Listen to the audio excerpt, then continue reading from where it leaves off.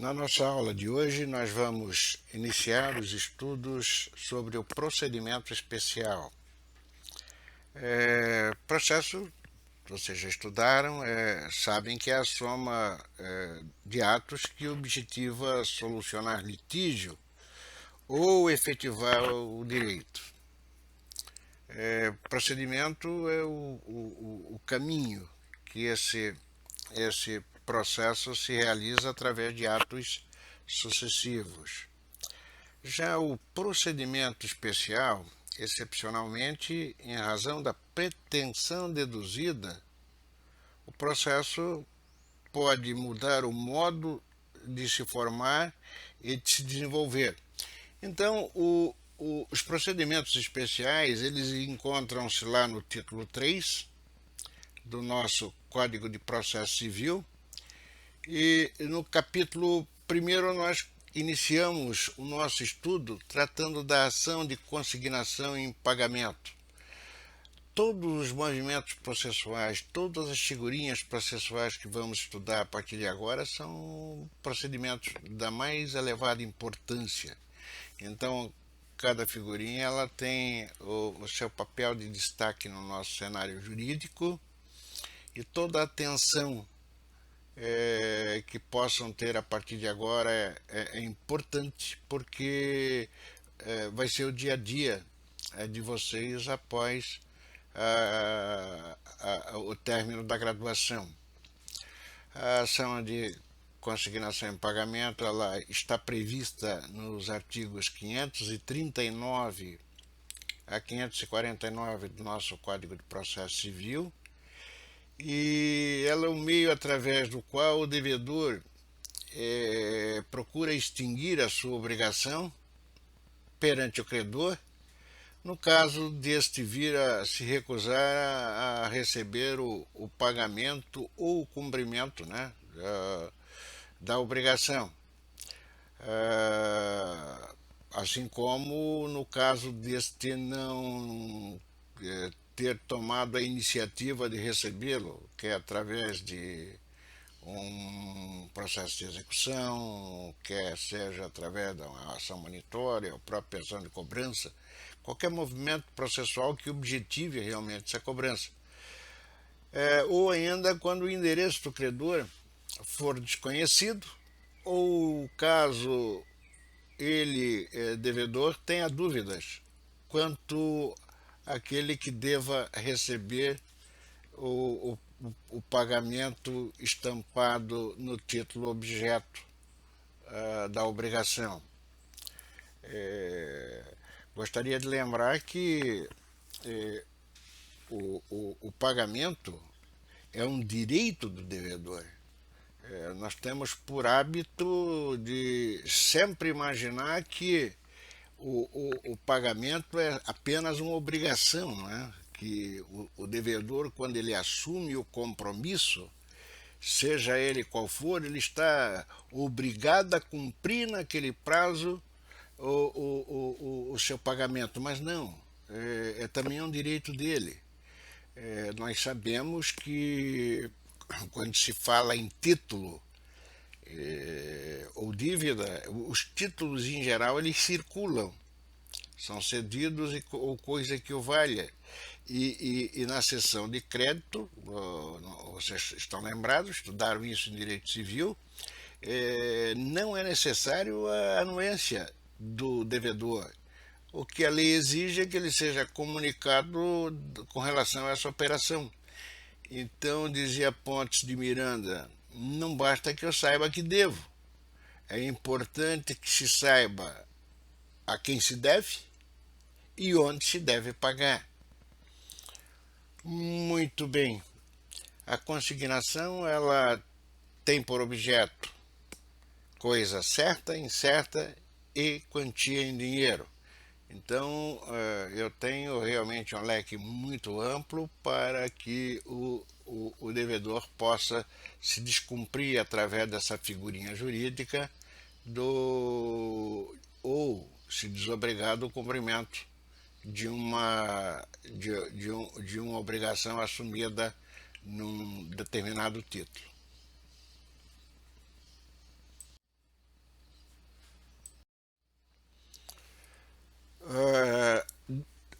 dívida líquida certa e exigível, né?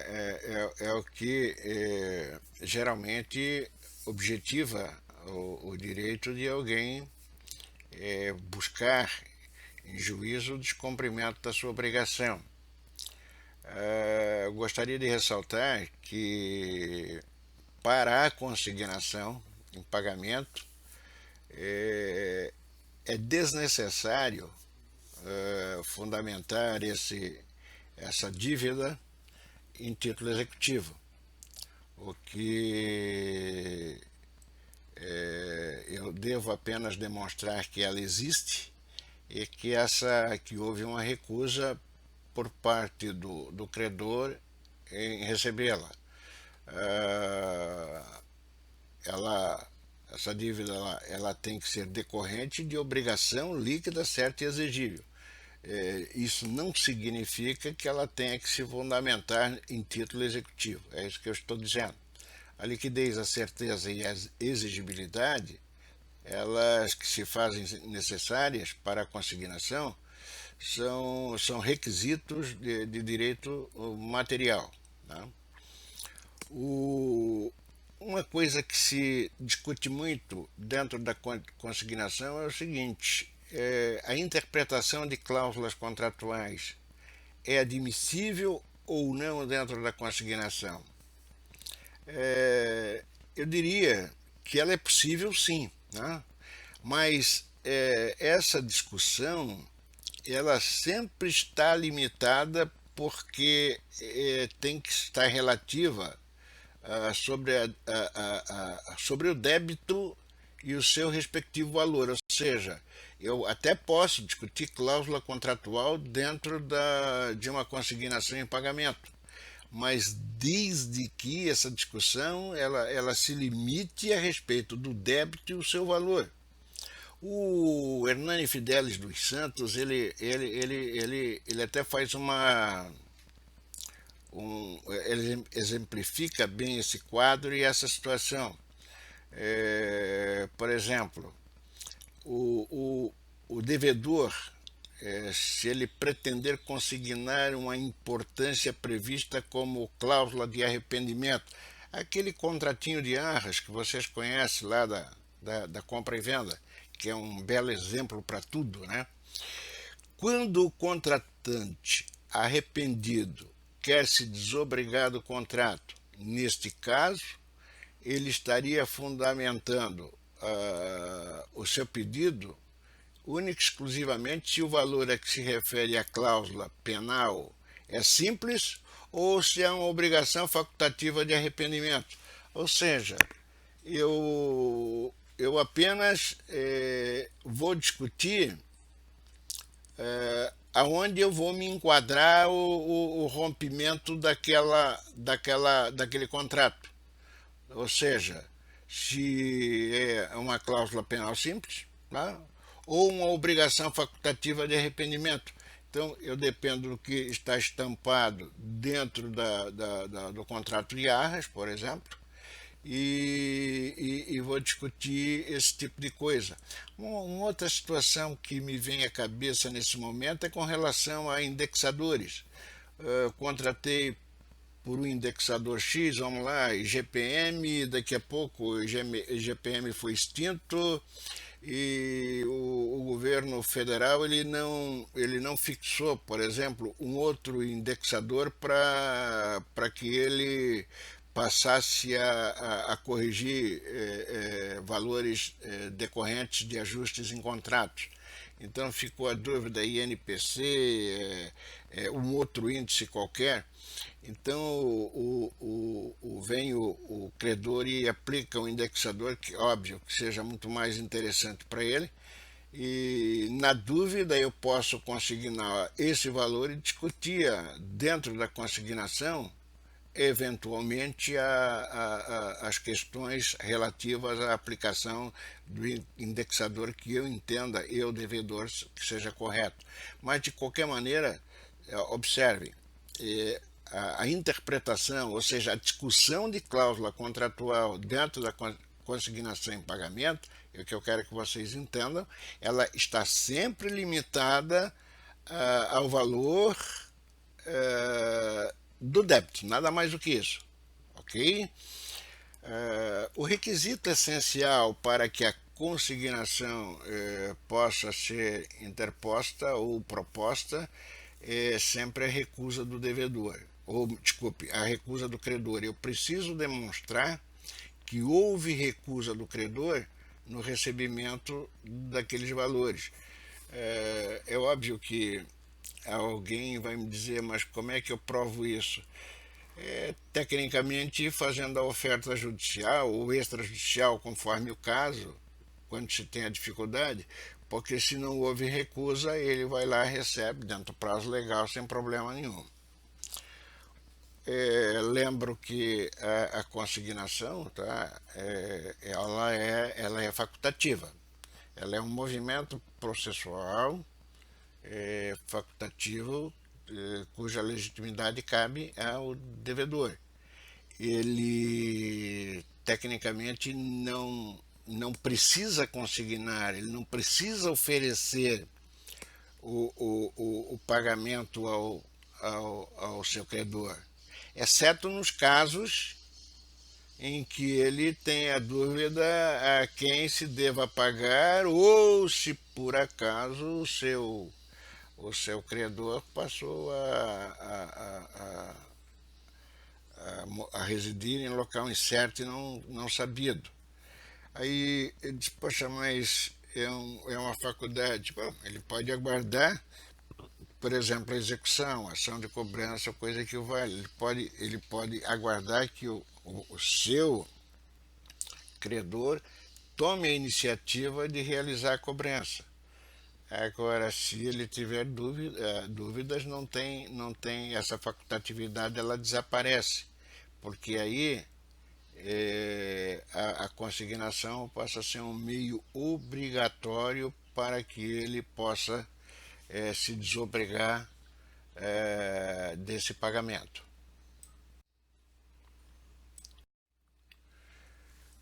A legitimidade, em princípio, para a consignação e pagamento é do devedor, mas a lei fala em qualquer terceiro interessado. E aí nós poderíamos enquadrar o cônjuge do devedor, ou companheiro ou companheira, porque tem interesse também em se desobrigar desse pagamento. E o terceiro interessado é o fiador, o seu avalista, aquele que realmente assumiu a obrigação de cumprir o pagamento caso o devedor não o faça. Então, essas pessoas elas possuem legitimidade para a realização da consignação. Infungibilidade do procedimento. O procedimento estabelecido na consignação ele é infungível, não se podendo, para tanto, adotar o ordinário, saindo do campo do procedimento especial, já que a fase inicial é de oferta, ela é imprescindível, como dizia no código anterior. Era a oferta, nós tínhamos para uma oferta a audiência de oblação. Que é a audiência de oblação?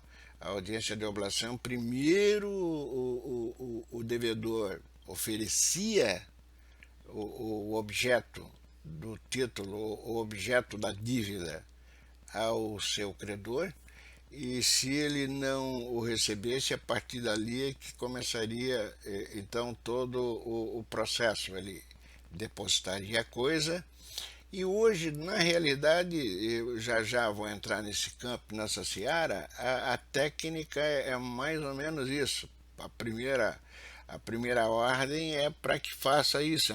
Existe uma forma de oblação, mas é uma forma diferenciada. A competência na consignação, né, é sempre o do foro do pagamento, mas é bom que se frise que essa competência ela é relativa.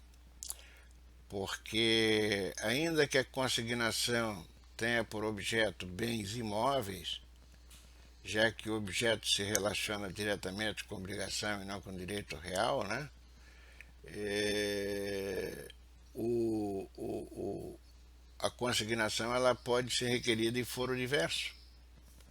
Se o réu não se opuser, a competência ela é prorrogada, de acordo com o que ocorre lá no processo comum, no procedimento comum. Outros casos, por exemplo, de pagamento em dinheiro, o credor mudou seu domicílio de Joinville para São Francisco, por exemplo. Nada impede que o devedor faça a consignação no novo domicílio do credor. Então a lei tem essa flexibilidade. O que importa é que eu, a princípio, observe o foro de eleição, mas o que eu quero o autor, é facilitar, né, que o credor possa ter acesso ao recebimento da obrigação estampada em algum documento, título ou coisa que o valha. A petição inicial ela exige os mesmos requisitos de qualquer inicial, quer dizer, o artigo 319 do CPC traz quais são esses requisitos, mas eles são acrescidos pelos requisitos especiais que eu chamo a atenção e peço que vocês olhem com carinho e com cuidado, aqueles contidos no artigo 542, incisos 1 e 2 do CPC, que ele aborda algumas situações que são exclusivas para a petição inicial da consignação.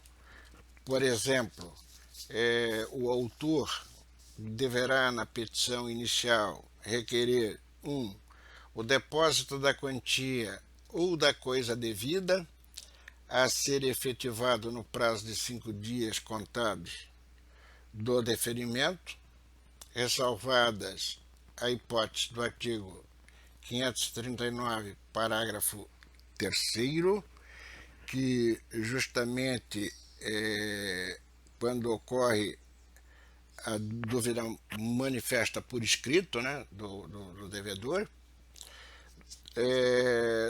2. A citação do réu para levantar o depósito ou oferecer a contestação. Então, são coisinhas que são importantes e que eu chamo a atenção de você, acadêmico, para o manuseio desses dois dispositivos que estão interligados. O valor da causa deve ser o valor da coisa ou da quantia ofertada.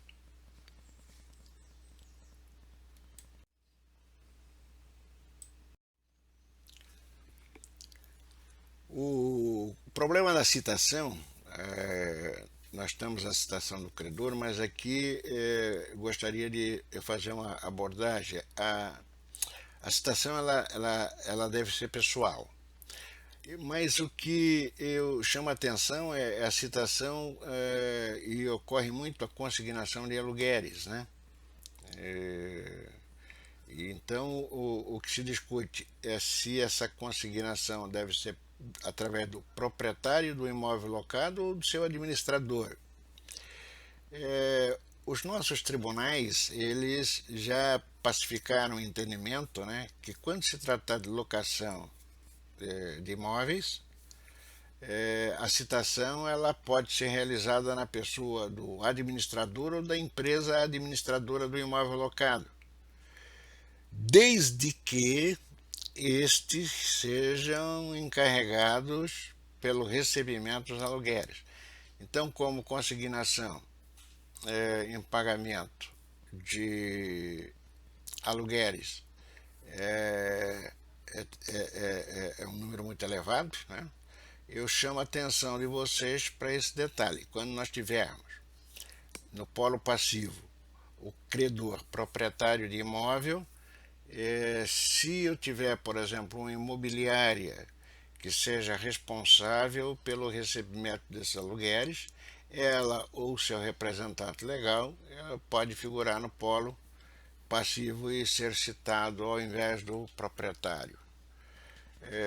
Não quer dizer que no polo passivo da ação não vá o proprietário do imóvel, né?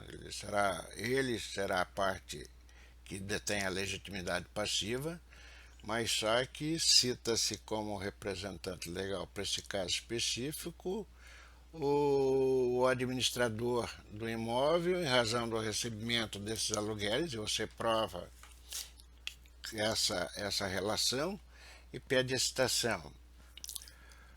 O recebimento pelo credor dos valores ofertados logo após a citação, né, ou da coisa ofertada logo após a citação, no prazo de defesa, se ele comparece, recebe,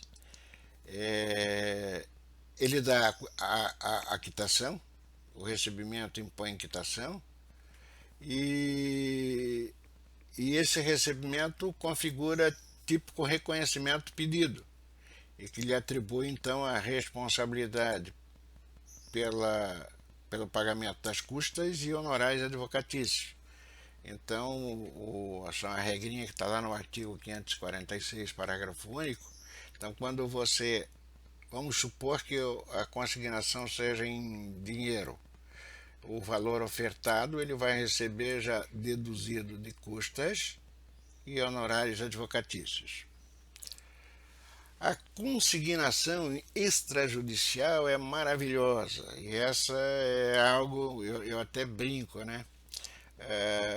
O acadêmico deveria acompanhar e constatar e ir lá sentir num dos bancos oficiais como é que se realiza a consignação extrajudicial. Quando se pode fazer a consignação extrajudicial? Só em dinheiro. O legislador é claro, né?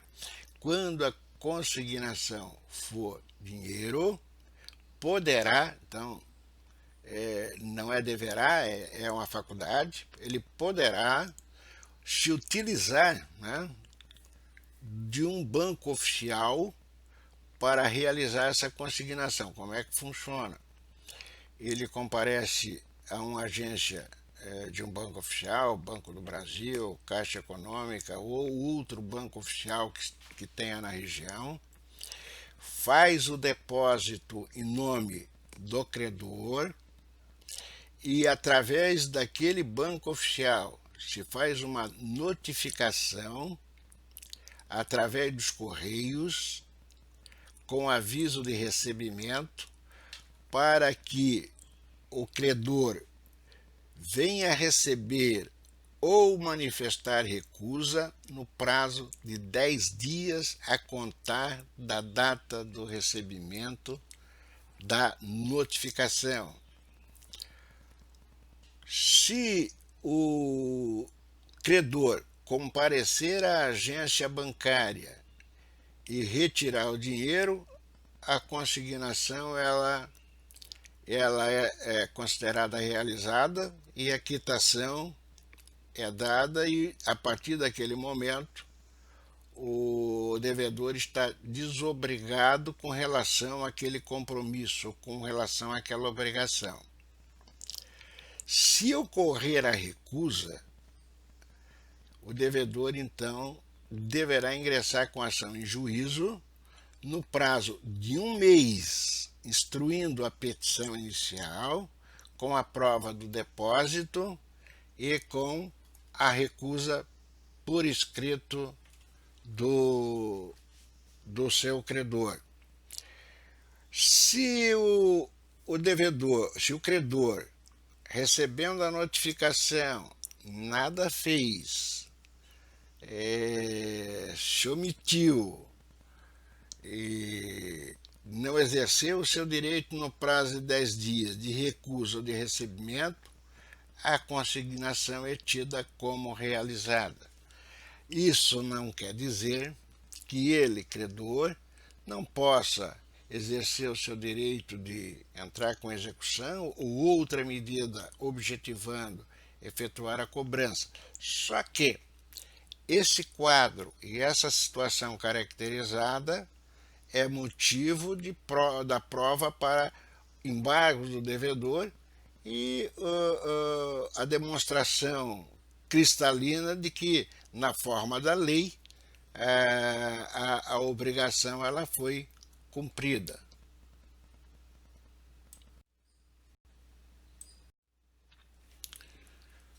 Quando a obrigação decorrer de prestações sucessivas ou periódicas, ou seja, aquelas cujo cumprimento se faz em parcelas, né, ou por parcelas, mês a mês ou de tempo em tempo, o devedor, ao consignar a primeira, não quer dizer que seja a primeira parcela, né?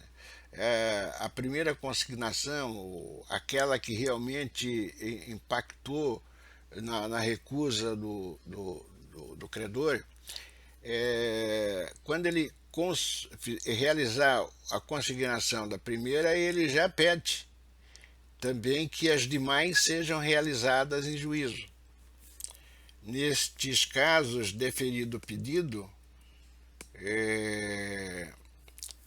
o devedor tem o prazo de 5 dias a partir do vencimento de cada parcela para realizar o depósito. Regrinha que está estampada lá no artigo 541. Então, esse é um dado importante. Prestações sucessivas podem ser consignadas uma a uma, atentando sempre para o prazo, né, do vencimento de cada uma delas até o 5º dia do vencimento de cada parcela. Esse depósito tem que ser realizado em juízo, sob pena de indeferimento das demais. Coisa indeterminada também pode ser consignada, e quando a coisa for indeterminada, se a escolha couber ao credor, este será citado para exercer o seu direito no prazo de 5 dias, se outro prazo não constar de lei ou do contrato, ou aceitar que o devedor a faça, devendo o juiz, ao despachar a inicial, já fixar o lugar, o dia e a hora em que se fará a entrega, sob pena de depósito. É aquela oblação que eu falei para vocês. Está marcado o dia e a hora para você vir e receber a oferta, sob pena de depósito. Citado o não concordando em receber aquilo que lhe foi ofertado, o credor ele pode contestar. O réu aí agora ele pode contestar.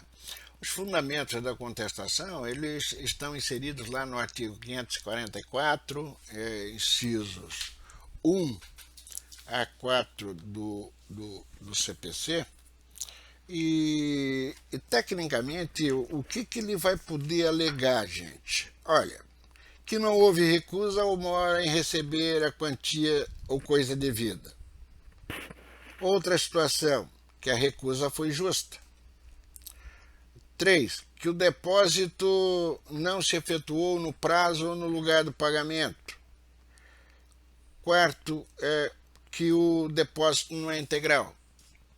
É claro, mas só pode alegar isso? Então, é um leque, mas eu estou falando de consignação e pagamento de valores, não há o que discutir muito, né? Então, eu vou me restringir a esse quadro e a essa situação. Agora, vamos supor que eu alegue que o depósito, né, foi realizado, mas ele é insuficiente. E esse é o fundamento exclusivo da contestação.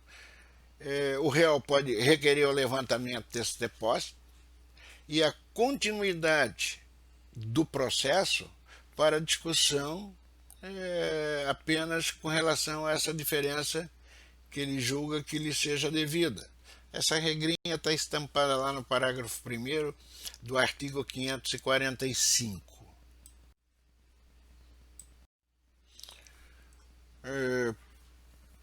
Temos ainda a figurinha da reconvenção. A reconvenção é possível na consignação em pagamentos. E é claro que às vezes ela é necessária, é importante, noutras não se justifica. A reconvenção, vocês sabem que é um contra-ataque, então tecnicamente eu estou me liberando, mas o que eu vou reconvir? Olha que aquele depósito ele foi realizado fora de época e que o descumprimento da obrigação gera a rescisão total do contrato, então isso eu posso tratar dentro de uma reconvenção. E se apresentada a reconvenção, ela deve ser realizada simultaneamente com a contestação, e aí na forma do artigo 343 e parágrafos do CPC em vigor, que vocês já estudaram lá no Direito Processual Civil 1. Aluguéis e acessórios, que nós já tivemos oportunidade de discutir anteriormente, né? As regrinhas relativas à consignação de aluguéis e seus acessórios, elas saem aqui do procedimento especial porque estão estabelecidas na Lei 8.245 /91, que disciplina as regras ou condições gerais para alocação. A sentença de procedência que vier a ser prolatada na consignação, ela tem natureza jurídica declaratória, pois o objetivo dela é declarar extinta a obrigação. Eu quero observar, entretanto, que a sentença, se ela vier concluir pela insuficiência do depósito, ou nas condições que ela concluir pela insuficiência do depósito, ela deve, sempre que possível, indicar um montante devido. E aí essa sentença ela valerá como título executivo. E o título executivo é cobrável e aqui cabível também através do cumprimento de sentença, que vocês já estudaram. Por derradeiro, o inconformismo com relação à sentença, ele pode ser recorrível através de apelação.